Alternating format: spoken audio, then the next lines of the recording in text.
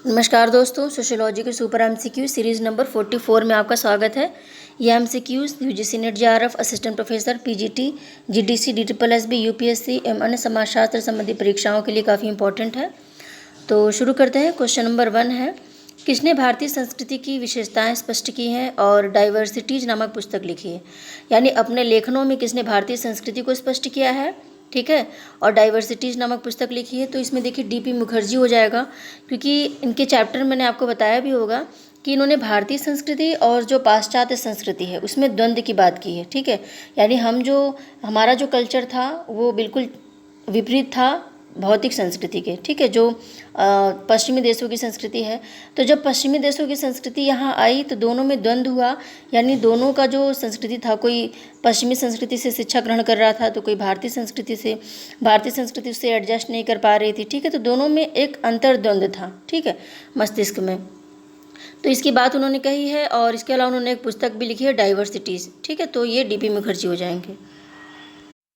फिर देखिए question number 2 है, नव मार्क्सवाद में वैधता के संकट की बात किसने की। तो मैंने आपको हैबरमास के चैप्टर में बताया था कि वैधता का संकट क्या है और उसमें कैसी कैसी चीज़ें उन्होंने बताई हुई है। तो आप उनके चैप्टर में जाकर डिटेल में पढ़ सकते हैं, ठीक है। और प्लीज़ वीडियो को फ्रेंड्स लाइक ज़्यादा से ज़्यादा कीजिए और ज़्यादा से ज़्यादा शेयर कीजिए अपने दोस्तों में, ओके। क्वेश्चन नंबर 3 है कि नौ प्रकारवाद एक सिद्धांत न होकर एक प्रवृत्ति मात्र है, ये किसने कहा था। तो इसमें देखिए अलेक्जेंडर थे, ठीक है। इन्होंने कहा था कि जो 9 प्रकारवाद है ये कोई सिद्धांत नहीं है, ये एक प्रवृत्ति है, ठीक है। और ये प्रवृत्ति किसके विपरीत एक प्रवृत्ति है, प्रकारवाद के, ठीक है। उन्होंने जो पार्सन्स का प्रकारवाद था जो बहुत बड़ा था, इसको उन्होंने संशोधित किया, इसमें जो भी कमियां थी इनके अनुसार इन्होंने बताया, और उसमें उन्होंने बताया कि 9 प्रकारवाद क्या है, एक प्रवृत्ति इन्होंने माना, ठीक है।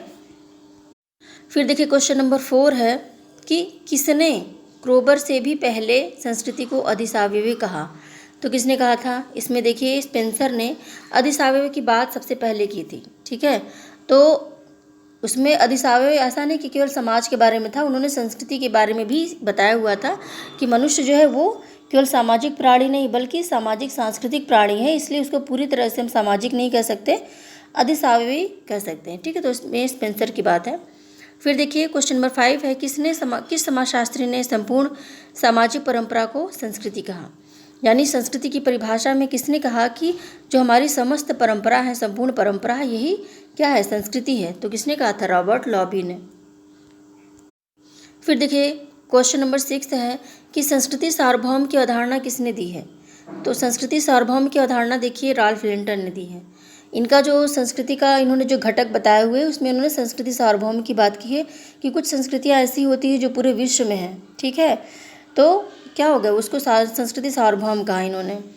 फिर देखिए जैसे जन्म के समय के जो संस्कार होते हैं पूरे विश्व में हैं, मरने के समय जो संस्कार होते हैं यानी मरने के बाद व्यक्ति की जो अंत्येष्टि वगैरह मनाई जाती है पूरे विश्व में है, ठीक है। और विवाह परंपरा के द्वारा ही किसी व्यक्ति को यौन संबंधों की स्वीकृति मिलती है, ये पूरे विश्व में ये परंपरा है, ठीक है। ऐसा नहीं कि कहीं पर है कहीं पर नहीं है, जनजातियों में भी है ये, ठीक है। तो इसको उन्होंने संस्कृति सार्वभौम कहा कि कुछ संस्कृति ऐसी होती है जो पूरे विश्व में होती है। संस्कृति के 2 प्रकार अपोलिनियन और डायोनिसियन की चर्चा किसने की थी। तो ये रूथ बेनेडिक्ट ने, ठीक है। तो अपोलिनियन जो थे वो अपने आप को सूर्य से जोड़ते थे, ठीक है, और वो मानते थे कि जो अपोलिनियन संस्कृति के लोग हैं इसमें क्या होता है, वो बहुत दयालु हैं, शिष्ट हैं, बहुत ही अच्छे हैं, लोगों का दुख नहीं देख पाते, ठीक है। तो अपोलिनियन है। और डायोनिसियन में क्या है कि ये जो थे ये एक ऐसे राक्षस से स्वयं को जोड़ते थे जो दूसरों को नुकसान पहुंचाने पर बहुत खुश होते थे, ठीक है, दुष्ट होते थे, ईर्ष्यालु होते थे, ठीक है, नशा करते थे। तो ये 2 प्रकार की संस्कृति बताई उन्होंने कि एक संस्कृति के लोग ऐसे होते हैं जो बहुत ही अच्छे होते हैं और दूसरे संस्कृति के लोग ऐसे होते हैं जो बहुत ही बुरे होते हैं, ठीक है। तो ये उन्होंने रूथ बेनेडिक्ट ने कही है दोनों प्रकार। फिर देखिए क्वेश्चन नंबर 8 है कि किसने सर्वप्रथम 9 प्रकारवाद की परिभाषा दी। तो देखिए 9 प्रकारवाद का जो कॉन्सेप्ट है वो अलेक्जेंडर ने दिया था और सबसे पहले 9 प्रकारवाद का परिभाषा भी उन्होंने दी थी, ठीक है।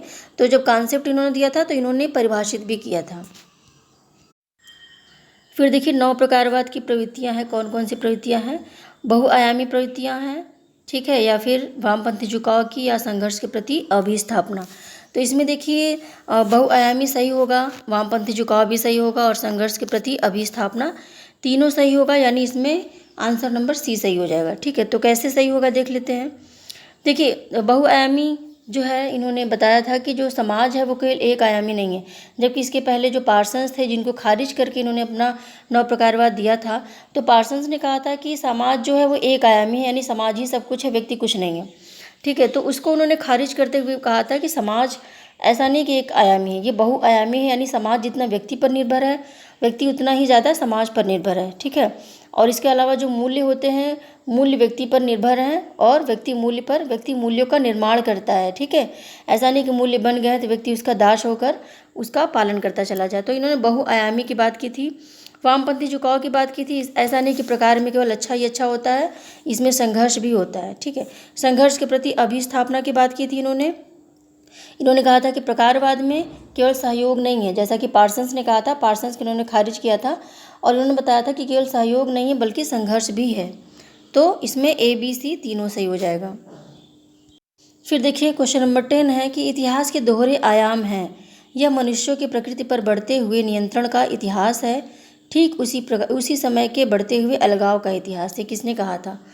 तो इसमें देखिए कहा था कार्ल मार्क्स ने। ठीक है, इन्होंने इतिहास के दोहरे मानदंड कहा, दोहरे आयाम कहा, यानी एक हो संचित वर्ग, एक वंचित वर्ग, एक ऐसा वर्ग जिसके पास बहुत संपत्ति है, एक ऐसा वर्ग जिसके पास कुछ नहीं है। ठीक है, यह मनुष्य के प्रकृति पर बढ़ते हुए नियंत्रण का इतिहास है, यानी मनुष्य जो है वो प्रकृति पर नियंत्रण तेजी से बढ़ाता जा रहा है, उत्पादन कर रहा है, प्रकृति का दोहन करके वो चीज़ों को बनाता जा रहा है, ठीक उसी समय के बढ़ते हुए अलगाव का इतिहास। तो इन्होंने अलगाव की भी बात की है।